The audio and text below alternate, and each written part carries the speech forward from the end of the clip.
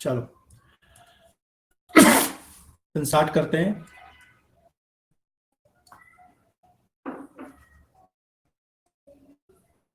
Semiconductors. देखो ये semiconductors क्या होते हैं, सबसे पहले तो ये समझो। सेमीकंडक्टर जो जो बहुत कंडक्टर और इंसुलेटर की तरह काम करते हैं। हाँ, दोनों की तरह काम करें और दोनों के बीच की स्टेट है। Semiconductors are those materials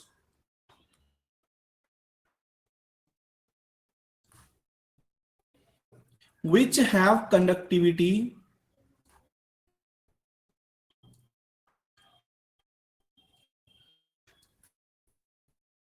between conductors like copper and silver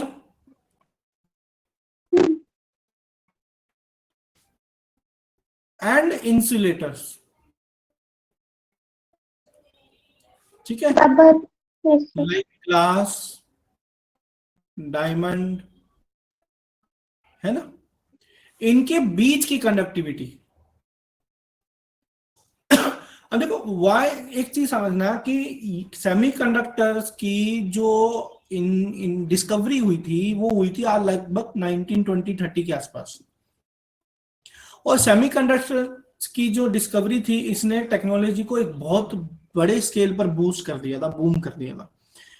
तो ऐसा क्या हुआ कि सेमीकंडक्टर्स के कारण टेक्निकल एडवांसमेंट्स, टेक्निकल रेवोल्यूशन इतना तेज हो गया कि आज हमारे हाथ में या हमारे आसपास जितने भी इलेक्ट्रॉनिक डिवाइसेस हैं लगभग सभी में सेमीकंडक्टर्स है। तो ऐसी क्या इंपॉर्टेंस है, देखो ये एक ले में बोलना कि मेरा लैपटॉप चलता है सेमीकंडक्टर से, मेरा मोबाइल चलता है, मेरा टीवी चलता है, ये सब एक लेमन लैंग्वेज है। बट एक्चुअली में सेमीकंडक्टर्स ने क्या किया, तो क्वेश्चन आता है व्हाई सेमीकंडक्टर्स आर इंपॉर्टेंट। इसके ऐसी दो प्रॉपर्टीज ये लेकर आया था जो बहुत इंपॉर्टेंट थी। इसके पास एक ऐसी दो प्रॉपर्टीज हैं। सर इसमें पीएन जंक्शन वाला टॉपिक है, यही है ना, मतलब इसी चैप्टर में ना? हाँ, अभी आएगा वो yes. On later studies. Semiconductor ने क्या किया, semiconductor have two important features.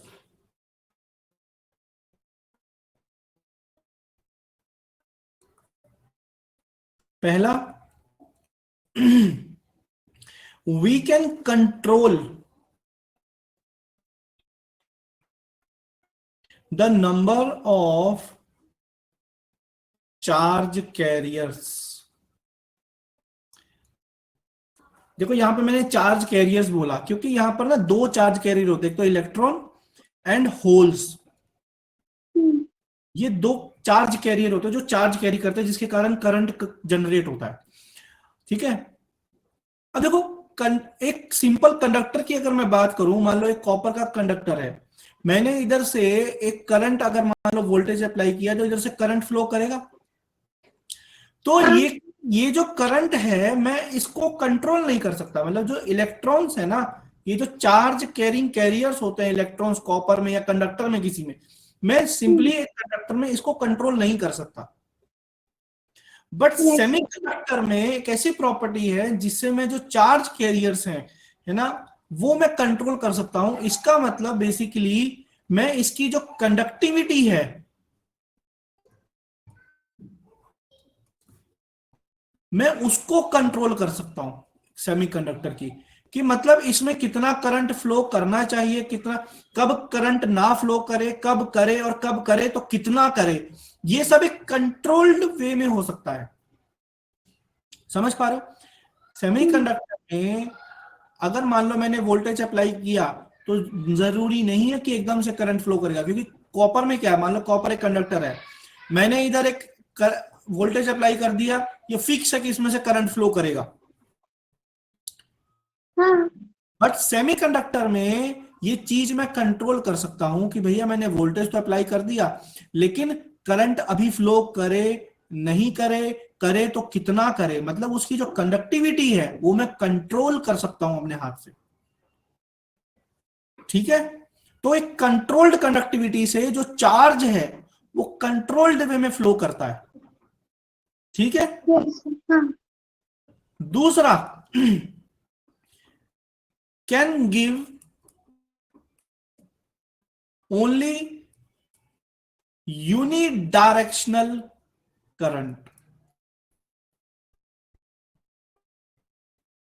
ये और भी बेहतरीन वाली एक प्रॉपर्टी इसने दी। क्या? देखो, मान लो ये मेरा एक कंडक्टर है, ठीक है। हाँ अब जैसे ये ऊपर, इसी को देख लेते हैं, ठीक है। अब मैंने ये वोल्टेज अप्लाई किया, बैटरी लगाई, करंट फ्लो कर गया। हम्म, अब अगर मान लो मैं इसकी जो पोलैरिटी है मैं रिवर्स कर देता हूं, तो भी करंट इधर से फ्लो कर जाएगा, करंट चेंज कर लेगा अपनी डायरेक्शन। मतलब कॉपर हाँ का अगर मान लो कोई भी एक सिंपल कंडक्टर है, उसको मैं जैसे भी लगाऊंगा उसमें करंट फ्लो कर जाएगा। ये बात सही है? देखो, हाँ यहां पे क्या हो रहा है, इधर डायरेक्शन से करंट फ्लो कर रहा है, हाँ और अगर मैं बैटरी की रिवर्स कर दूंगा तो इधर से करंट फ्लो कर जाएगा। हाँ मान लो ये कंडक्टर है, यस सर इसमें समझ करंट गए समझ गए। इधर भी फ्लो कर सकता है और इधर भी फ्लो कर सकता है। हम्म, बट सेमीकंडक्टर में क्या होता है, करंट सिर्फ एक ही one way direction yes sir. Direction way होता है। अगर मान लो मुझे इधर से करंट फ्लो करवाना है तो होगा, बट इधर से करंट फ्लो नहीं नहीं। होगा। तो ये एक बहुत यस बड़ी प्रॉपर्टी थी जो कि सेमीकंडक्टर की थी। ठीक है, ये बात समझ में आई? यस सर हाँ अब देखो, ऐसा तो है नहीं कि ये प्रॉपर्टी जो है ये सेमीकंडक्टर्स ने ही लेकर आया। तो क्या ऐसी प्रॉपर्टीज किसी डिवाइस में पहले नहीं थी? क्या ऐसा काम पहले नहीं होता था? होता था। ये प्रॉपर्टीज पहले भी इस्तेमाल होती थी, बट एक अलग सेटअप से यूज होती थी। ठीक है, लिखो, बिफोर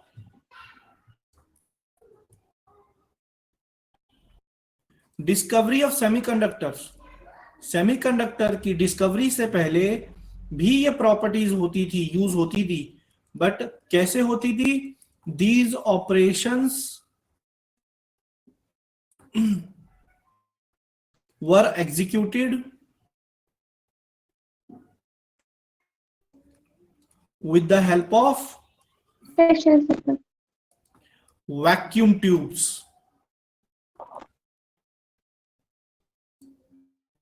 वैक्यूम ट्यूब्स की मदद से ये प्रॉपर्टीज को यूज किया जाता था कि अगर हमें किसी डिवाइस में यूनिडायरेक्शनल करंट चाहिए तो वैक्यूम ट्यूब्स यूज होती थी।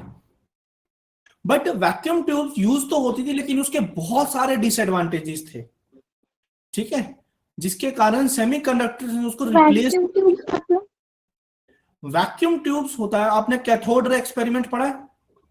हाँ उसमें जो ट्यूब होती है हाँ वो वैक्यूम ट्यूब होती है। अच्छा समझ पा रहे हो? हाँ कैथोड रे ट्यूब याद है ना, यस सर जिससे पढ़ा भी पढ़ा है। इलेक्ट्रॉन की डिस्कवरी हुई थी। हाँ हाँ ये ट्यूब जो होती हैं ये वैक्यूम ट्यूब्स होती हैं। Yes sir. इसके अंदर वैक्यूम होता है और बहुत हाई वोल्टेज डिफरेंस क्रिएट करके इलेक्ट्रॉन एयर के माध्यम से फील फ्लो करता है। हाँ तो जो वैक्यूम ट्यूब होती है वो ऐसे ही काम करती है। उसमें एक्चुअल में जो ये सेमीकंडक्टर की जो प्रॉपर्टीज को यूज किया जाता था, उसमें जो वैक्यूम ट्यूब होती थी उसमें क्या होता था कि एक तरफ एक फिलामेंट होता था टंगस्टन का, उसको बहुत हाई टेम्परेचर पे हीट करते थे। तो जैसे ही वो बहुत ज्यादा टेम्परेचर पे हीट होता था तो फोटो इलेक्ट्रिक इफेक्ट से वो इलेक्ट्रॉन रिलीज कर देता था एनवायरमेंट में। फिर वो हाँ इलेक्ट्रॉन जो होते थे वैक्यूम में सामने पॉजिटिव चार्ज प्लेट को अट्रैक्ट करते हुए उसकी तरफ बढ़ते थे। तो क्या होता था, ये हीटिंग इफेक्ट से जो इलेक्ट्रॉन्स डिसिपेट किए जाते थे वैक्यूम ट्यूब में, ठीक है, वो कंट्रोल्ड वे में होते थे कि जितना आप हीट करोगे उतने इलेक्ट्रॉन्स रिलीज होंगे। रिलीज होंगे यस सर। और एक ही जहां आप जिस प्लेट को आप हीट करोगे वहीं से इलेक्ट्रॉन रिलीज होंगे, तो डायरेक्शनल भी होती थी। लेकिन वो ट्यूब्स के बहुत सारे डिसएडवांटेजेस थे, जिसमें सबसे पहला डिसएडवांटेज आता है, ठीक है, वो था कि ये बल्कि इन साइज होते थे। बहुत बड़ी बड़ी ट्यूब्स होती थी। आपके हाथ में पेन होगा, पेन है, हम्म, इतनी बड़ी ट्यूब होती थी। आप सोचो आपके मोबाइल में अगर इतनी बड़ी ट्यूब होगी तो मोबाइल कितना बड़ा होगा, बहुत बड़ा। है ना। तो बहुत बल्कि इन साइज होती थी। हम्म, दूसरा, वैक्यूम क्रिएशन जो होता है ना, वैक्यूम क्रिएट करना, ये एक बहुत टीडियस टास्क हो जाता है।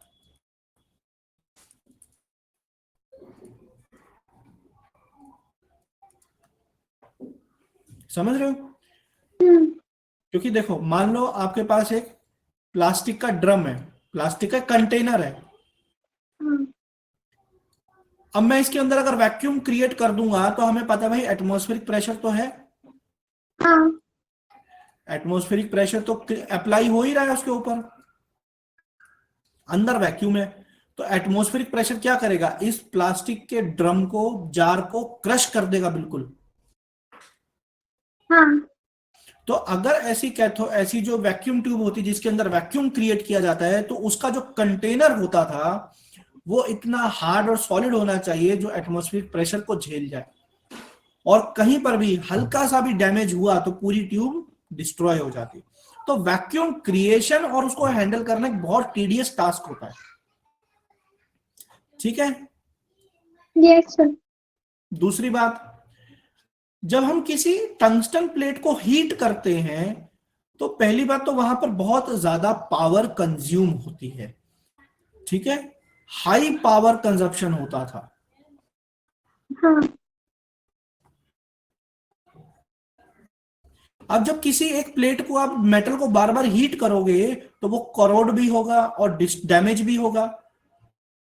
तो उसके कारण उसकी जो लाइफ थी बहुत लो लाइफ थी। हम्म, ठीक है। और ऐसे डिवाइस की बहुत लेस रिलायबिलिटी रह जाती है जिसमें हैंडलिंग और उसका ऑपरेशन बहुत ही मुश्किल हो। उस डिवाइस की जो रिलायबिलिटी है वो बहुत कम हो जाती है। समझ पा रहे हो? हाँ। तो फिर यहां से इस पूरे डिवाइस को रिप्लेस किया किसने, सेमीकंडक्टर। सेमीकंडक्टर्स। Yes sir. ये लिख लिया? नहीं, एक मिनट।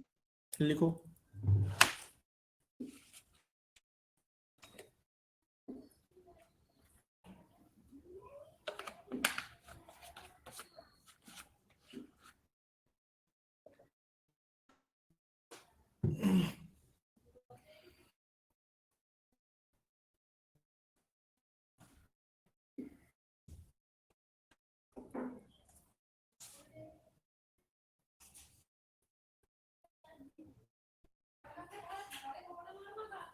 सर ये वैक्यूम ट्यूब्स मतलब जब इंसर्ट करते हैं तो उसमें भी इसमें यूज होता था, फिर ये क्या कहते हैं, हाँ, आपने पुराने टीवी मोबाइल्स देखे वगैरह। हैं?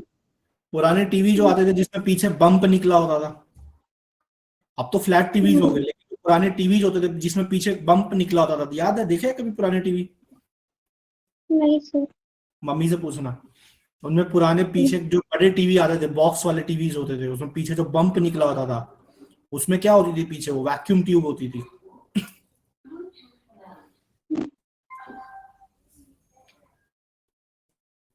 बहुत सारे डिवाइसेस में यूज होती थी, जिसके कारण ये जो डिवाइस होते थे इनका जो साइज होता था बहुत बड़ा होता था।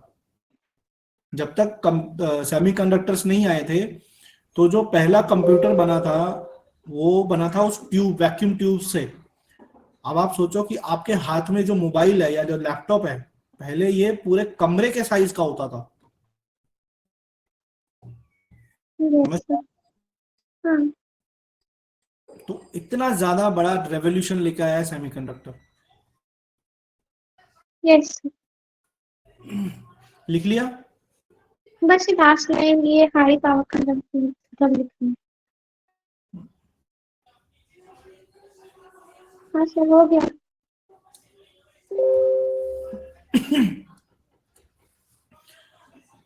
सो इन 1930s solid state semiconductors were discovered.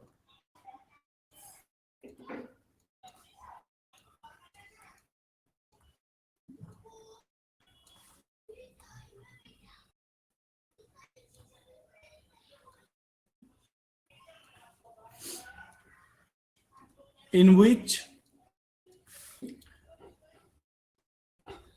charge carriers, electrons and holes can be varied with very small intensity of heat. Solar cells होते हैं ना, हाँ, पहले क्या था, टंगस्टन जो वैक्यूम ट्यूब में जो टंगस्टन प्लेट होती थी उसको बहुत हाई हीट देनी पड़ती थी ताकि वो हाँ, इलेक्ट्रॉन रिलीज करे अपने सरफेस से, है ना। बट यहाँ पर क्या होता, बहुत हल्की सी हीट, जैसे अपनी सूरज की धूप जो आती है उतनी ही हीट से या फिर थोड़ी सी लाइट से या बहुत ही हल्के वोल्टेज अप्लाई करने से ही करंट फ्लो कर जाता है। करंट लगता था बस। ये सॉलिड स्टेट सेमीकंडक्टर क्या होता है? सॉलिड स्टेट सेमीकंडक्टर का मतलब ये हो गया जो सॉलिड स्टेट में है, मतलब एक हार्ड मटेरियल हो गया एक तरह का, ठीक है। एक्चुअली क्या है, सॉलिड स्टेट इसलिए बोला गया है कि पहले भी सेमीकंडक्टर्स थे, नो डाउट 1930 से पहले भी, लेकिन वो जो सेमीकंडक्टर्स थे ना, वो ऐसे सेमीकंडक्टर्स थे जो कि प्रैक्टिकली जिनको यूज करना फिजिबल नहीं था, ठीक है। मतलब वो अलग स्टेट में थे। कुछ ऐसे सेमीकंडक्टर्स थे जो बहुत लो टेम्परेचर पे काम करते थे या बहुत हाई टेम्परेचर, या उनकी जो फिजिकल स्टेट थी, स्टेट ऑफ मैटर, वो कंज्यूमेबल नहीं था, है ना। आप लिक्विड सेमीकंडक्टर को कैसे यूज करोगे, नहीं कर सकते। तो सॉलिड स्टेट सेमीकंडक्टर्स इसलिए स्पेशली बोला गया। इनके एडवांटेजेस क्या थे? पहली बात तो स्मॉल इन साइज थे, बहुत छोटे साइज के थे, तो कैरी करना बहुत इजी था, ठीक है। इनको यूज करने के लिए कोई वैक्यूम की जरूरत नहीं है, नो वैक्यूम रिक्वायर्ड।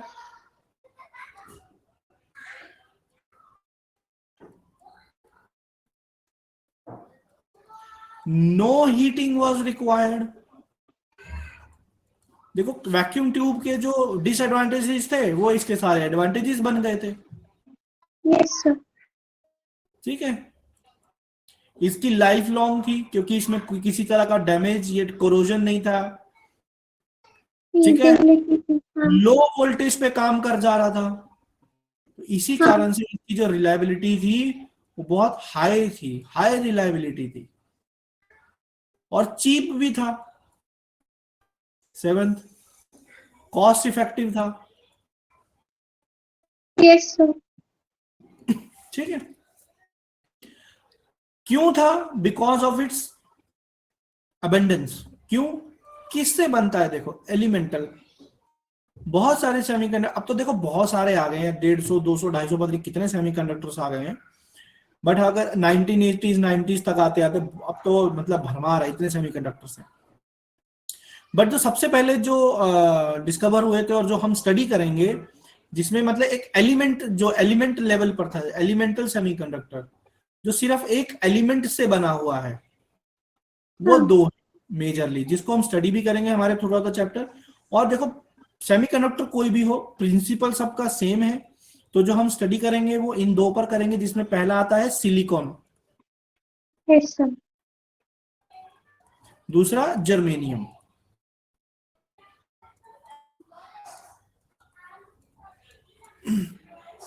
ठीक है।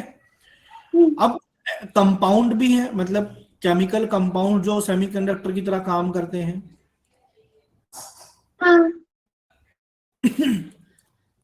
Like gallium arsenic, indium fluorous etcetera.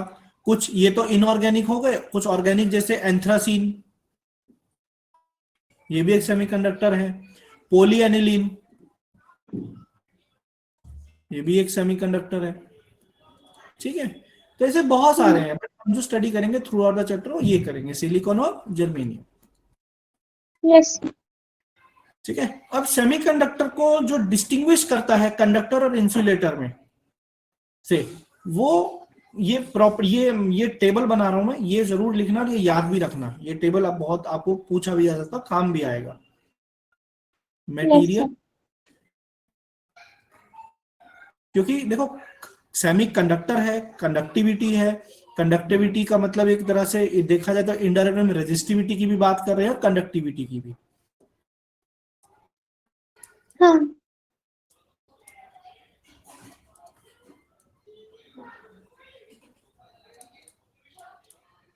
Sir, ये पूछ सकता है कि differentiate between solid state conductor और लिक्विड कंडक्टर? नहीं, वो नहीं आएगा, उतना नहीं आएगा। Yes sir. पहले आ गया conductors.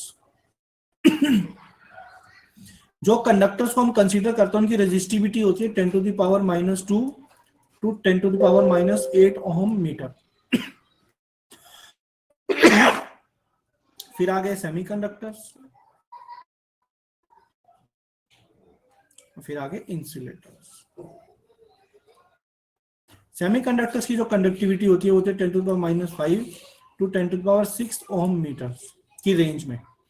10 to the power 11 to 10 to the power -19 ohm meter, ये है रेजिस्टिविटी।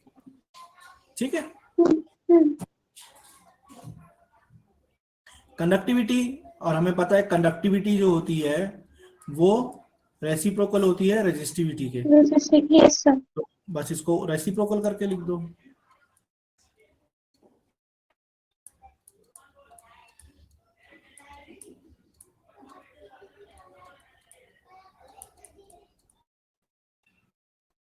सो ये यूनिट गलत लिख दिया मैंने, ये आएगा साइमन्स पर मिनट मीटर।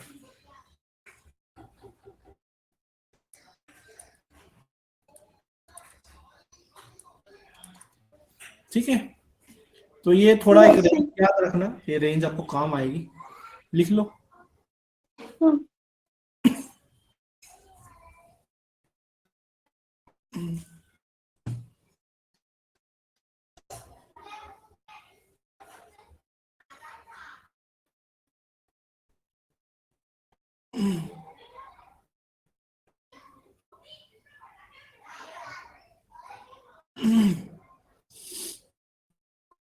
सर एक बार क्वेश्चन आया था, define the difference between conductor, semiconductor and insulator, तो यही लिख सकते हैं ना कि conductors are those materials which allow current flow, insulators which do not allow, and semiconductor are those materials which allow both but depend upon the specific conditions।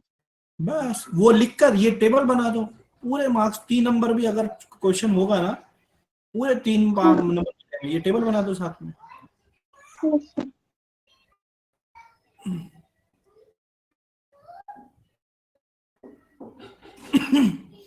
क्या लिखा है कंपाउंड सेमीकंडक्टर में सेकंड नंबर पे? ये compound semiconductor में second number पे INP, indium phosphorus. Yes.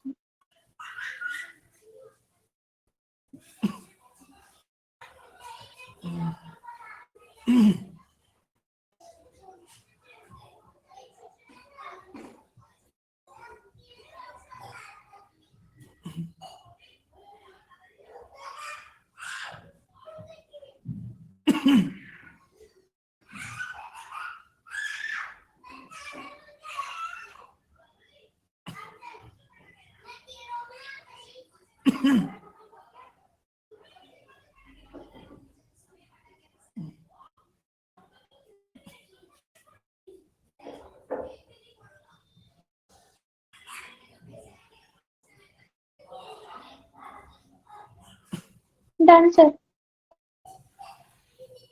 चलो अब एक सिलिकॉन की एक खास प्रॉपर्टी हमें पढ़नी है, that why silicon is a diamond crystal. ठीक है, डायमंड जो सिलिकॉन होता है वो उसका जो क्रिस्टल होता है डायमंड की तरह होता है। क्यों होता है अभी समझते हैं। देखो सिलिकॉन का एटॉमिक नंबर क्या होता है?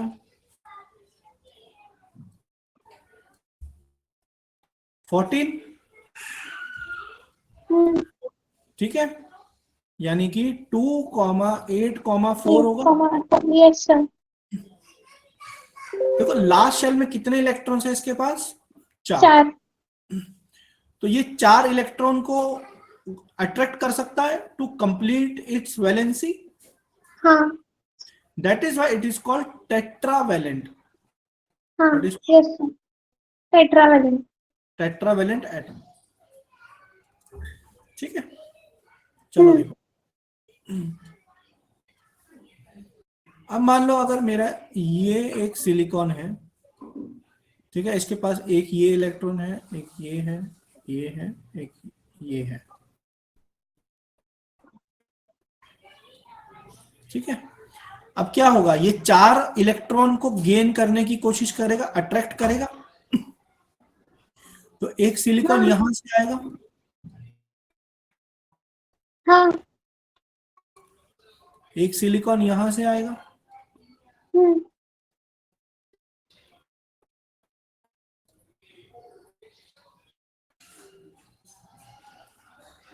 ठीक है, एक सिलिकॉन यहां से आएगा।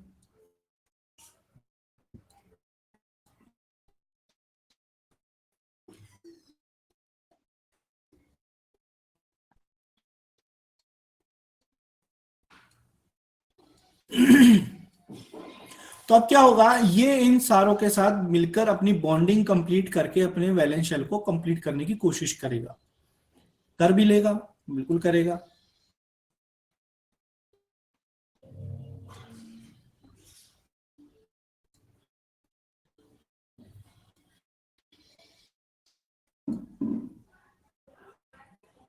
ठीक है, ये हो गया। Yes sir. हाँ लेकिन इन सबके पास अभी और 4 भी तो है ना, ये सब क्या करेंगे, ये भी तो अट्रैक्ट करेंगे। हम्म ठीक है, तो ये सब क्या करेंगे, ये बना लेंगे एक कंप्लीट नेटवर्क। क्या बना लेंगे? नेटवर्क। हर सिलिकॉन एक दूसरे सिलिकॉन के साथ जुड़ा हुआ है, जैसे डायमंड में कार्बन जुड़ता है, इसीलिए सिलिकॉन को क्या बोला जाता है, it's a diamond crystal. Yes sir.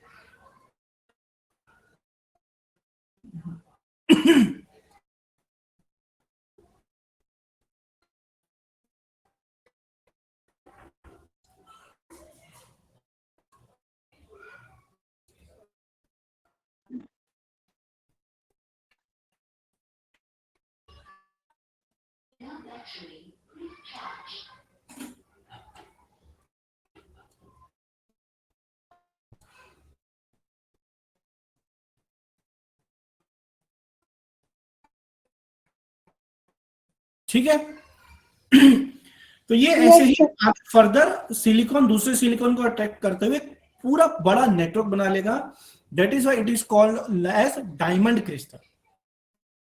ठीक है, हाँ ठीक।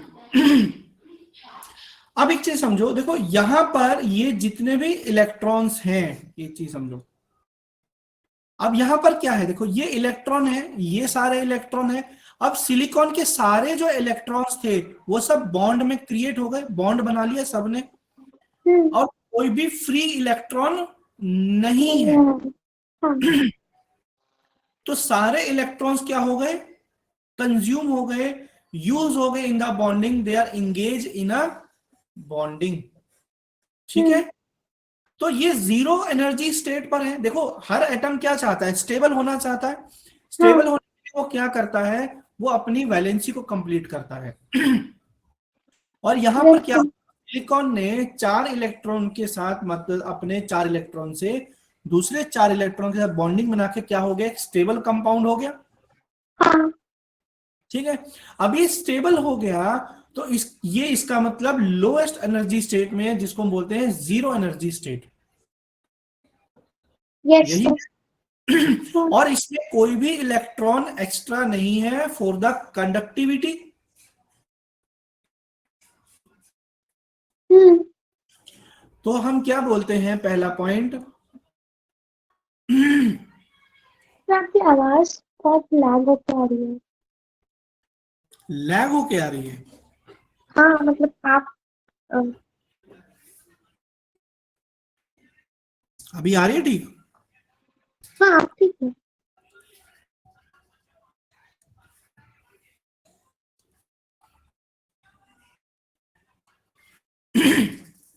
ठीक, देखो अभी क्या हो रहा है, यहां पर कोई भी एक्स्ट्रा फ्री इलेक्ट्रॉन नहीं है फ्लो करने के लिए, कोई हाँ कंडक्टिविटी शो करने के लिए, सारे यस सर। इलेक्ट्रॉन्स बॉन्ड में हो चुके हैं, और सिलिकॉन ने अपनी वैलेंसी भी कंप्लीट कर ली, इसलिए क्या है, बहुत लो एनर्जी स्टेट में, हाई स्टेबिलिटी स्टेट में है।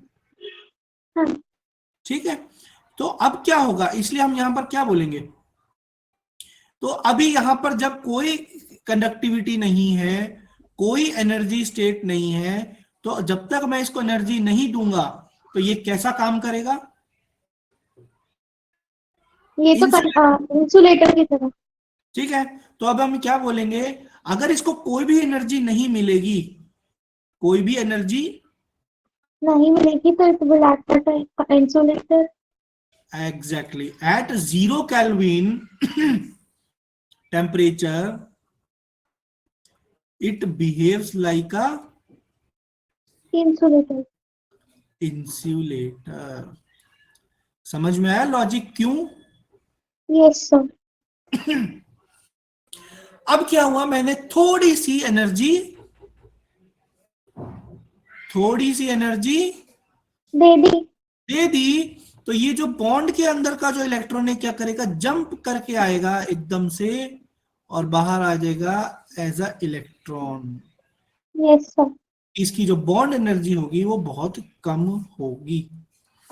ठीक है,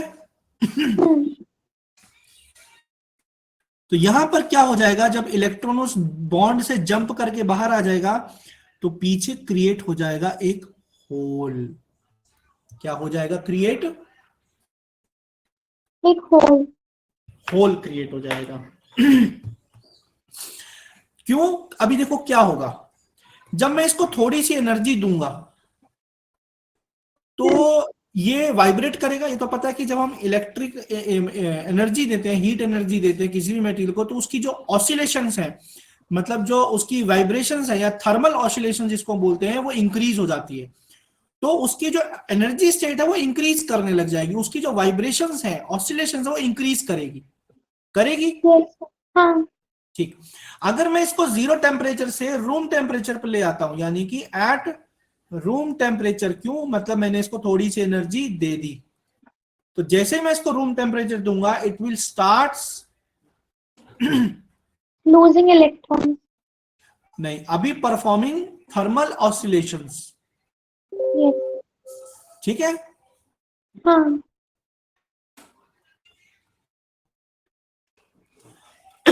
अब ये ऑसिलेशन के कारण covalent bonds will get, break. Yes will get break, क्योंकि एनर्जी जो हम देंगे उससे बॉन्ड ब्रेक नहीं होगा, उससे थर्मल ऑसिलेशंस इंक्रीज हो जाएंगे, उसकी जो वाइब्रेशंस है वो इंक्रीज हो जाएगी। वो वाइब्रेशन से के कारण क्या होगा, कोवेलेंट बॉन्ड्स क्या हो जाएंगे, ब्रेक हो जाएंगे, and electrons will get free. Free. Yes sir. ठीक है, हाँ। अब क्या होगा देखो, ये इलेक्ट्रॉन्स फ्री हो गए, यस सर। तो पीछे क्या छोड़ दिया, एक एम्प्टी स्पेस।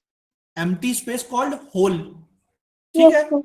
अब देखो एक चीज समझो, हालांकि ये कोई पार्टिकल नहीं होगा, पर्टिकुलर है कोई पार्टिकल नहीं होगा, लेकिन अगर वो इलेक्ट्रॉन वहां से हटेगा तो पीछे क्या हो जाएगा, एक पॉजिटिव चार्ज बढ़ जाएगा।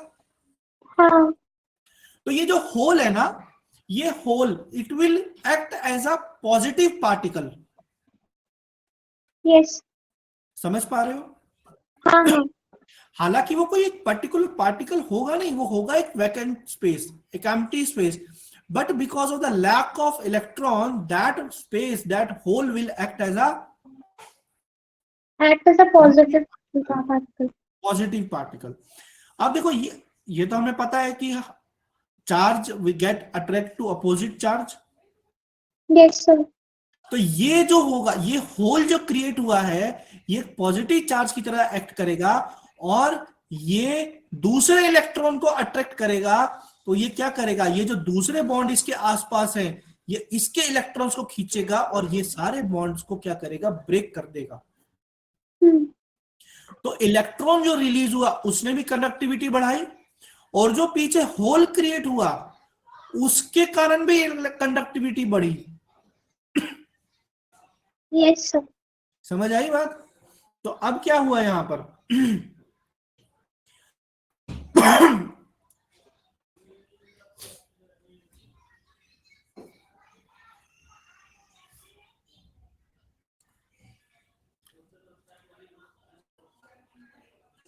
electrons will participate in electrical conductivity. Yes sir.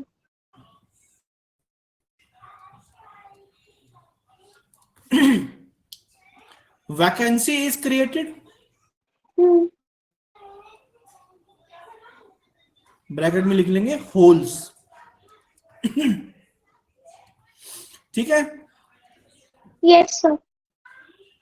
This vacancy can attract electrons, can attract another Electrons. electron, and now Yes sir. this will behave like a Semiconductor. positive particle. This Yes whole sir. will act as a positive particle, but it is not a real particle. ये कोई real में particle नहीं, but behave वैसा करेगा। Yes sir. ठीक है। अब देखो, हाँ। अगर मान लो अब यहां पर मैं, ये एक प्लेट है, मैंने इसके दोनों तरफ क्या कर दिया, एक मिनट,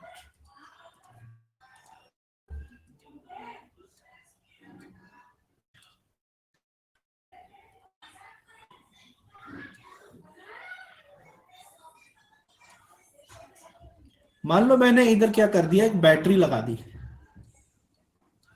ठीक है। Yes sir. हाँ। ये बैटरी का पॉजिटिव टर्मिनल है, ये नेगेटिव है। हाँ। अब जैसे ही मैं इसको पॉजिटिव टर्मिनल से जोड़ूंगा तो ये पूरी प्लेट क्या हो जाएगी, पॉजिटिव चार्ज हो जाएगी। हाँ। और ये नेगेटिव चार्ज हो जाएगी। Yes sir.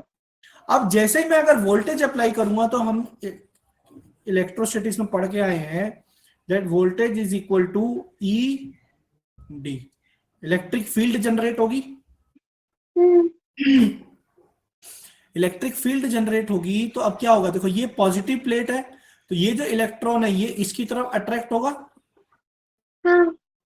तो इस इलेक्ट्रॉन के फ्लो होने के कारण एक करंट आएगा, मेरा जो नेट करंट होगा वो क्या हो जाएगा फिर, current because of this electron. हाँ।